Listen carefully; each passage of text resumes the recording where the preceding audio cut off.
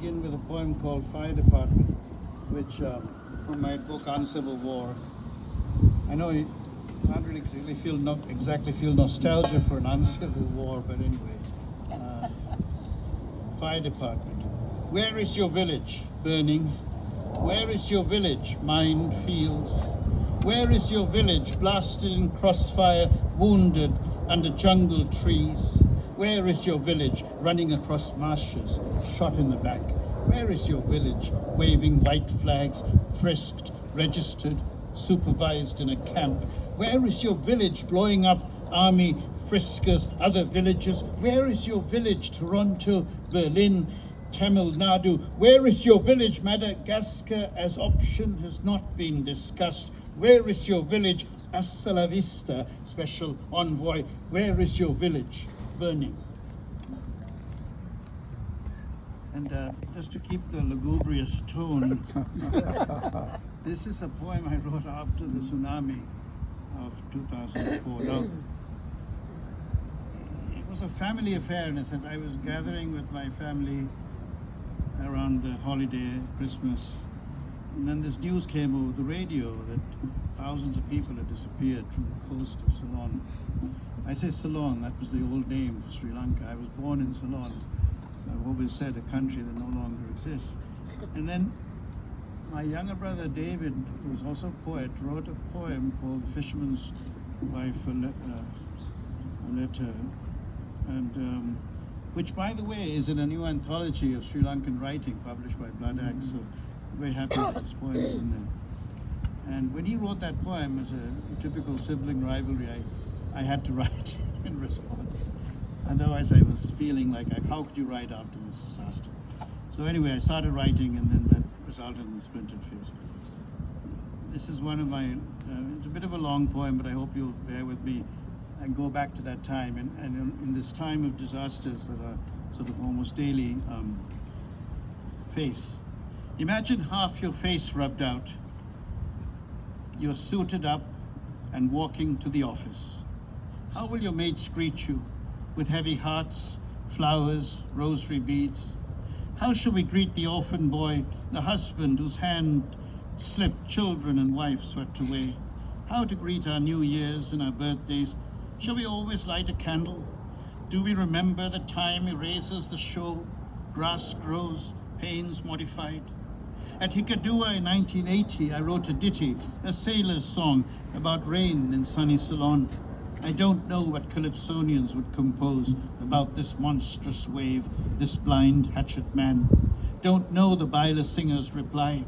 We are a happy and go people, yet the fisherman's wife knows that her grandfather was eaten by the ocean. Fisher communities have suffered in time, and what's happened now is just another feast for that bloody sleeping mother lapping at our island. But what if the ocean were innocent, the tectonic plates innocent? What if God were innocent? I do not know how to walk upon the beach, how to lift corpse after corpse until I'm exhausted, how to stop the tears when half my face has been rubbed out beyond the railroad tracks, and this anesthetic, this calypso, come to the last verse. What shall we write in the sand? Where are gravestones incinerated? Whose ashes are these earned and floating through a house throttled by water? Shall we build a memorial some calculated distance from the sea, in a park in the shape of a giant wave, where we can write the names of the dead? Has the wave lost its beauty, considered now obscene? Yet tomorrow and tomorrow we must go to the ocean and refresh ourselves in the sea breeze down in Hikkaduwa, where it is raining in sunny Ceylon. Tomorrow we must renew our vows at sunrise, at sunset. Let us say the next time the ocean recedes and parrots squawk and flee and restless dogs insist their humans wake up, we will not peer at the revelation of the ocean bed, nor seek photographs. We will run to higher ground, and gather there with our children, with our cats, our dogs, our pigs, with what we've carried in our hands, albums, letters. We will make a circle, kneel, sit, stand in no particular direction and pray, and be silent, and open our lungs and shout thanks. Thanks to our gods, thanks to our dogs.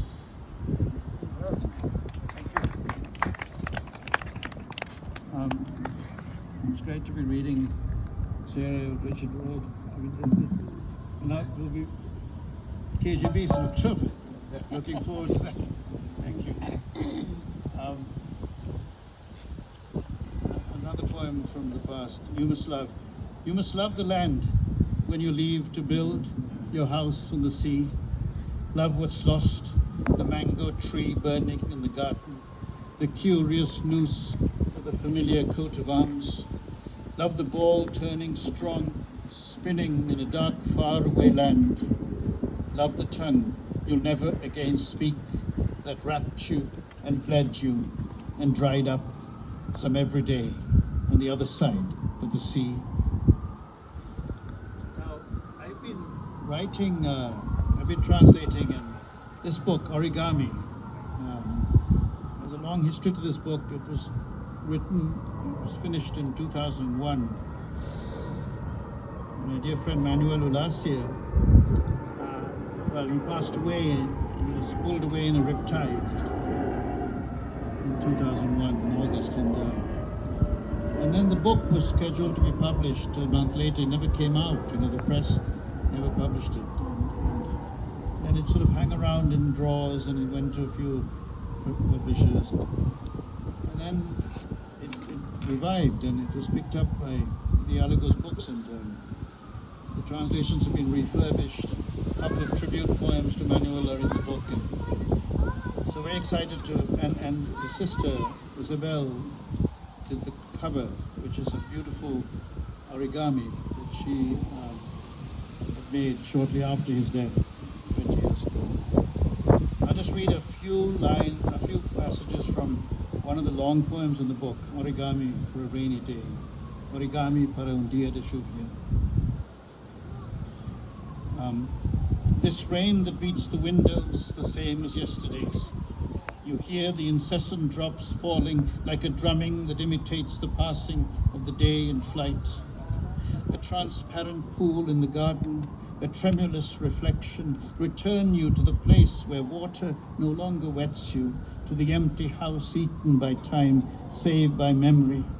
Engrossed before the window, you see it rain. By the scant light of the lamp, the white rain contrasts with the dark air.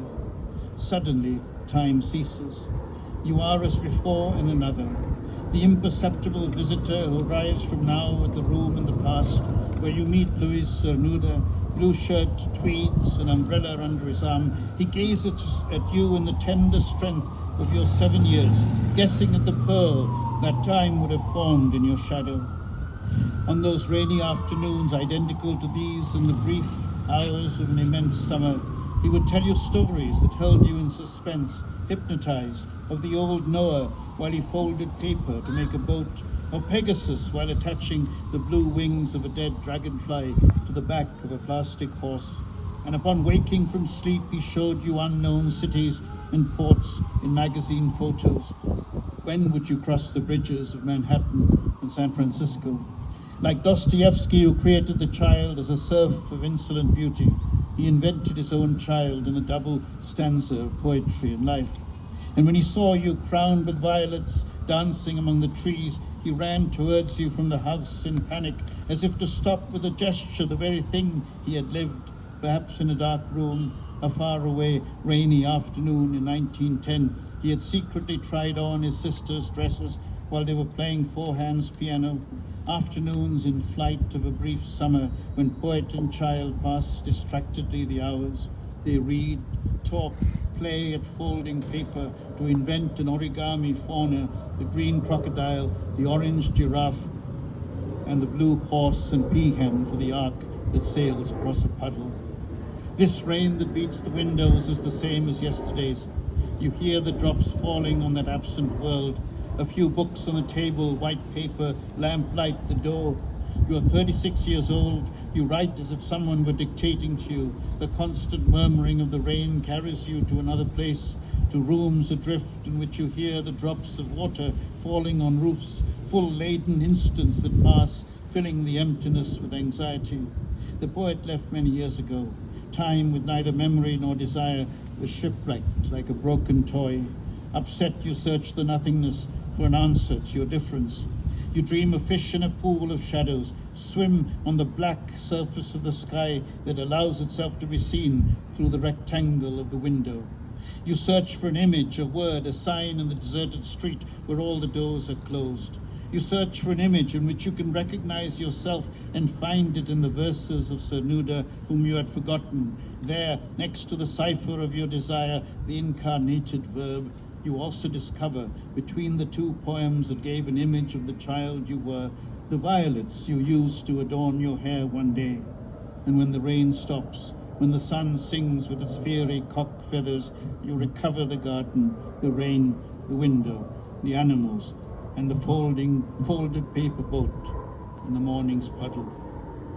That poem goes on, and so if you want to read more, let me know. I'm also a bookseller. It's another side of life, the glorious life of a diplomat and a bookseller. Anyway, it's not a glorious life, a diplomatic life, but I'm leaving it in 2 weeks. It's on my mind. I don't know how much time I have left, but perhaps I'll finish with one poem or two poems on the migrant states. This poem is called When I Left Punk and Took Holy Orders. The punk scene drew me in when I turned 19, the discordant strum strutting about stage like a rooster at dawn. I loved flinging music in everybody's face, but remained unaware of sex and drugs. Abstemious I was, most dangerous for my absolute sense of purpose. I had Kissinger, the Lone Ranger, to throw off his horse, Margaret Thatcher, the Iron Maiden, to stomp upon with my adolescent yearning. I was labourite, of course, committed to the working tough, not some conservative blue-nose-smelling Maggie's bum. But my angst drove deeper into history, unleashing desire against the powerful, mostly women, Cleopatra, the Queen of Sheba, although I extended my attacks to corporations and dictators. But what did I build? The band dropped me for my original songs. They wanted to play covers, earn a bit at parties. They made excuses. I cried quietly, turning rage into shame, became a scribe then in the monastery of poetry. That was when I aspired to be a punk rock star. This book also is an ode to Whitman, and dialogue with Whitman's poems. And there are about 12 or 14 poems to do with Whitman here. And I'll just finish with two of those. This one's called Going Home. And the migrant states, as a migrant poet, it's a sort of book of migrant American poetry. Going Home. I walked with Walt in an earlier age of cool, when we sat on the tin can banana dock with Alan and Jack, when we wondered about the tomatoes in the supermarket, when we set off from Pomanock looking for a passage to India. Those were quieter times, even though Moloch was riding roughshod over us, and the best minds fried on acid and wandered about tenement halls searching for the hipster. I was young in the city, and Alan told me to take care of my economy, to work in the day and write at night. He was my Jewish uncle, and Walt, our patriarch and matriarch, with his deliciously specific yet indeterminate observations about love and sex. He nursed everybody. His testament today, his 200th birthday, when everybody says his name. I go back to my birthplace, out of the cradle, endlessly rocking, turning the pages with my first leaves of grass.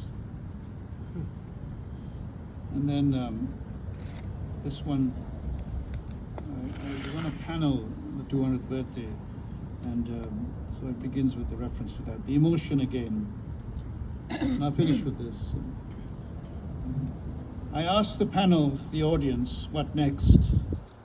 We have finished celebrating Walt Whitman's 200th birthday. Who will lead us into the next century? Do we find the driver in our own batteries? Energy coursing through cells from foods we eat for body and mind, like this delicious feast finished now, 10 days at summer's beginning, to honor the founder of our Republic of Letters, not the first, but the most expansive American, who stretched his imagination to encompass the continent and travel beyond to India, to the moon, sun, and stars, into the interior constellations in a leaf of grass. Walt Whitman, we do not want the party to end. We wish to keep stroking your grey beard, reading the day's news out loud as you lay dying in Camden, bedridden, reported on almost daily by the Times. If you had drunk milk punch, broth, and twice when you seemed to have kicked the bronchial pneumonia, eaten a mutton chop. You dropped out of the news too when the paper thought you had improved enough to live without their noting every food and visitor, brother George, sister-in-law, biographer, favorite niece Jessie, and your final physician, Dr. McAllister. Your last words, a request to attendant Fritzinger, worry, shift. Roll over, Walt Whitman, you told the doctor, who asked if you were in pain. No, almost inaudibly, a wisp of smoke floating out of the row house into the street, mixing with the air, falling later on as rain in poems and songs, recollected in tranquility, again and again. Thank you very much.